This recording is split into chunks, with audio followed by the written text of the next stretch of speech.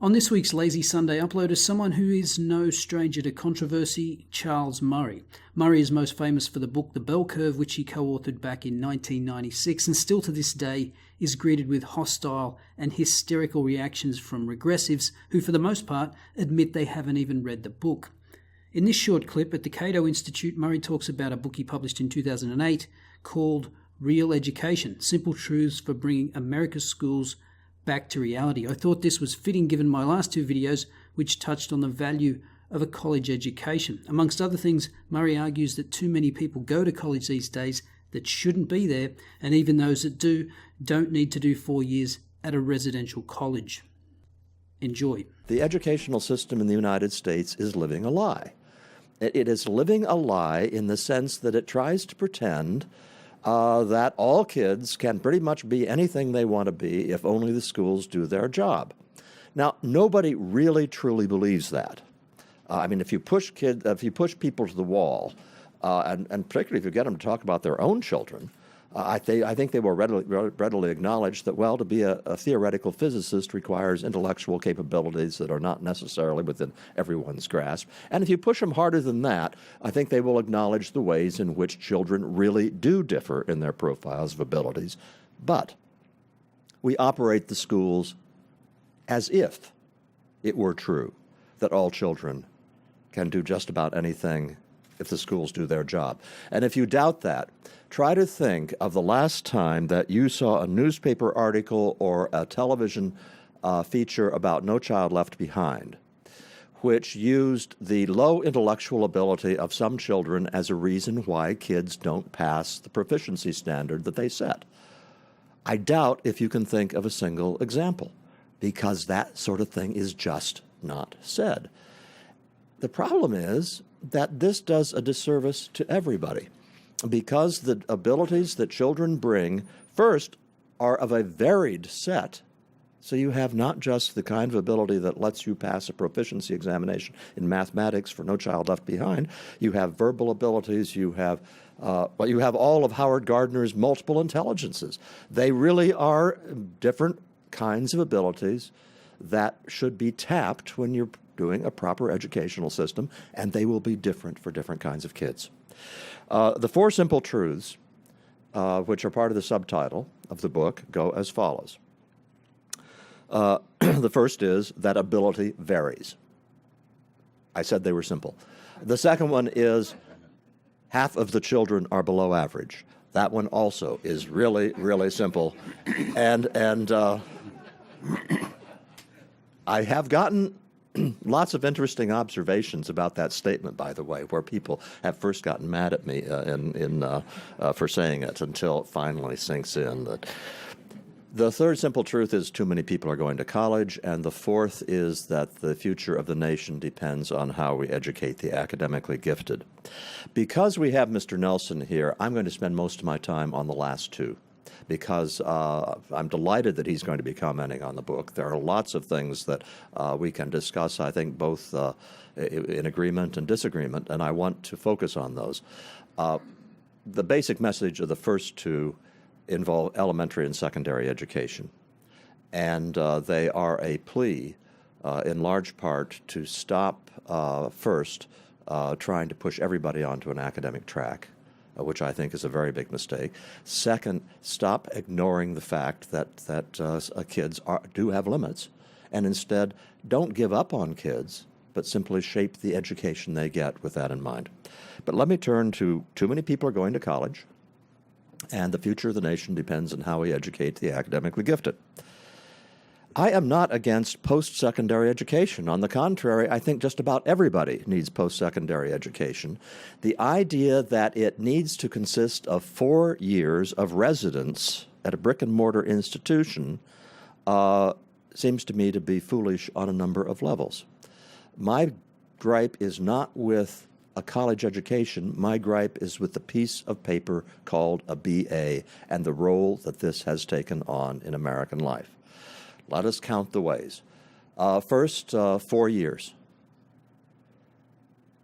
Very few vocational specialties require 4 years of coursework, and that includes brain surgery. That includes being an attorney. To become competent in any profession requires more than 4 years, or often requires more than 4 years. But it's not coursework that's doing it. And an awful lot of kids want out of college to learn how to make a living at something they have an interest in. We will come back to the issue of the liberal education in a moment, but I want simply to put that out front. You have a whole lot of 18-year-olds who are very reasonably concerned about making a living that is a good living and reasonably want to find out how to do something that they enjoy, and that the idea that they must acquire the BA in the process of doing this is wrong. It's fine for the upper middle class, people who have enough money and time to do this. Lots of kids don't. Let me also add into this indictment another problem. Because we have made the BA the emblem of educational success in this country, we automatically are saying that most young people cannot achieve this desired goal.